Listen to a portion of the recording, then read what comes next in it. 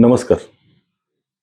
मागच्या आठवड्यामध्ये मुशी कचरा डेपो या ठिकाणी जी दुर्घटना घडली, त्या दुर्घटनेत 9 कर्मचारी हे त्या दुर्घटनेत आपल्याला सोडून गेले. दुःखद अंतःकरणाने त्या 9 तरुणांना, 9 कामगार बांधवांना मी या ठिकाणी सर्वात पहिली श्रद्धांजली वाहतो व त्यांच्या कुटुंबांच्या दुःखामध्ये आम्ही तन मन धनाने सहभागी आहोत ही जाहीर ग्वाही देतो. राजकारण हे बाजूला राहिलं.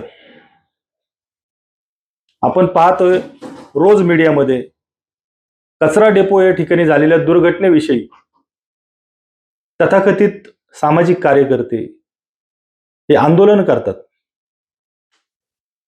पण त्या आंदोलनाचा सूर तुम्ही नीट बघितला का मित्रांनो? आंदोलनामध्ये त्यांना कुठे दुःख झाले, हे जे 9 तरुण गेलेत, आपल्यातले बांधव गेलेत, यांच्या कुटुंबाविषयी काही सहवेदना आहेत का त्यांच्या? त्या काहीच नाहीत. त्यांना फक्त ह्या मृत तरुणांच्या टाळूवरचं लोणी खायचंय, असं मला दुःखाने बोलावं लागतंय. विषय कोणता आहे की आज 9 तरुण आपल्याला सोडून गेलेले आहेत. त्यांच्या मागे त्यांची पत्नी असेल, कुणाची आई, कुणाचे वडील, वृद्ध नातेवाईक, कुणाला राहायला घर नाही, कोण भाड्याच्या घरात राहते. त्यांच्या कुटुंबावर हा जो घाला घातलेला आहे काळाने, त्याच्यानंतर त्याच्या कुटुंबांना कशा प्रकारे आधार दिला पाहिजे, त्यांच्या गरजा काय आहेत, इथून पुढे त्यांना कोणत्या अडचणी येणार आहेत, त्या अडचणी आपण सोडवण्यासाठी सर्वांनी राजकारण बाजूला ठेवून कुठेतरी एका वैचारिक व्यासपीठावर आलं पाहिजे आणि सगळ्यांनी मिळून ह्या अडचणीला सामोरे गेलं पाहिजे, जेणेकरून त्या कुटुंबाला वाटेल की शहरातले सगळे लोक आमच्या पाठीशी आहेत. हा विषय तर बाजूलाच राहिला की त्यांना काय पाहिजे, काय नाही पाहिजे, त्यांच्या कुटुंबाच्या निवारणासाठी काय केलं पाहिजे. शहरात कुठलीही घटना घडली की ती महेश लांडगेंनी केली. हे तथाकथित आंदोलन करते ज्यांना पाकिटाच्या जीवावर यांचे कुटुंब चालतात. हे शहराला संपूर्ण शहराला माहिती आहे की पाकिट घ्यायचं आणि आंदोलन करायचं. कोण गेलंय, कोण राहिलंय याच्याशी यांना काही देणं घेणं नाहीये. यांनी जर नीट चौकशी केली असती तर त्यांच्या लक्षात आलं असतं की हे जे मृत पावलेले कर्मचारी आहेत, मृत पावलेले जे बांधव आहेत, त्यांना कामाला देखील महेश लांडगेंच्या माध्यमातूनच लागलेलं होतं. आणि याच्यात महेश लांडगेंचा कुठं संबंध आहे? चला, मी म्हणतो की एक शहराचे आमदार, एक पालक म्हणून त्यांची जबाबदारी आहे त्या दुर्घटनेकडे लक्ष घालण्याची, आणि ते घालतही आहेत. आपण जर मागच्या 2-4 दिवसापूर्वी महापालिकेचे जे आयुक्त आहेत विजय सूर्यवंशी, त्यांच्याकडे भाजपचं शिष्टमंडळ गेलं होतं. त्याच्यात आमचे बंधू विकास डोळस देखील होते. विकास डोळस त्यांच्या शिष्टमंडळांनी आयुक्तांकडे काय मागणी केलेली आहे? संपूर्ण शिक्षणाचा खर्च त्यांच्या मुलाबाळांचा, त्यांच्या ज्यांना घरं नाहीये त्यांच्या घराचा प्रश्न, त्यांना आर्थिक कॉम्पन्सेशन, 1 कोटी रुपये आर्थिक सहायता शासनाकडून मिळावी, अशा बऱ्याच मागण्या केलेल्या आहेत की जेणेकरून ही जी त्यांच्यावर जी दुर्घटना घडलेली आहे, त्यांच्या कुटुंबावर जो काळाचा घाला झालेला आहे, पैशाची मदत किंवा इतर मदत करून माणसाचा जीव परत येत नाही, पण ही एक छोटीशी फुंकर आहे त्यांच्या जखमेवर घातलेली की जेणेकरून त्यांचं दुःख थोडंसं हलकं होईल. कुठलीही मदत ही माणसाच्या जीवापेक्षा कधीच मोठी नसते, हे सर्वांना माहिती आहे आणि मान्य देखील आहे. परंतु मानव कांबळेसारखा हा आंदोलनकारी जीव आहे.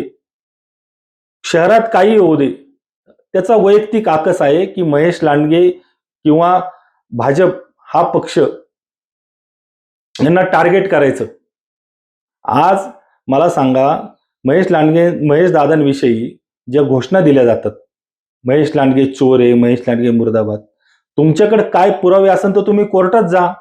कोर्टात नाही तर जनतेच्या व्यासपीठावर जनतेसमोर मांडा व सिद्ध करा. सिद्ध नसन करतायत तर विनाकारण कुणाची तरी सुपारी घ्यायची, आंदोलन करायचं आणि महेश दादांवर आरोप करायचे. याच्यातून काय साध्य होणार आहे? तुम्ही जनतेची दिशाभूल करताय. अजून हे लोकांच्या, जनतेच्या मनात विष कालवायचं काम करताय. या काळात सगळ्यांनी एकत्र आलं पाहिजे. माझे जाहीर आवाहन आहे, शहरातले जेवढे सामाजिक कार्यकर्ते आहेत, शासनकर्ते, राज्यकर्ते या सगळ्यांना जाहीर आव्हान आहे की तुम्ही एका व्यासपीठावर या. अशा दुर्घटना ज्यावेळेस शहरात होतात त्यावेळेस राजकारण आपण बाजूला ठेवलं पाहिजे आणि एकत्र येऊन जे कुटुंब आहेत, ज्यांच्या कुटुंबावर काळाचा घाला झालेला आहे, त्यांना आपण मदत केली पाहिजे, त्यांना आधार दिला पाहिजे. राजकारण करायला आपल्याला आयुष्य पडले हो.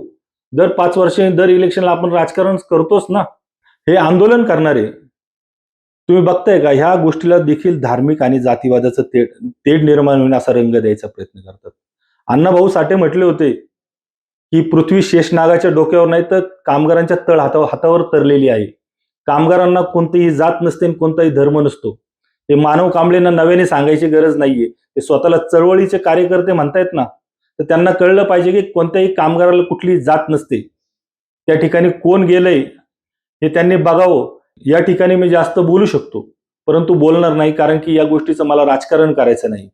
आज हे जे दुःखाचा डोंगर कोसळलेला या 9 जणांच्या कुटुंबांवर, मी पुन्हा एकदा त्या 9 जणांना भावपूर्ण श्रद्धांजली वाहतो व त्या भावांच्या कुटुंबियांच्या दुःखामध्ये मी देखील सहभागी आहे.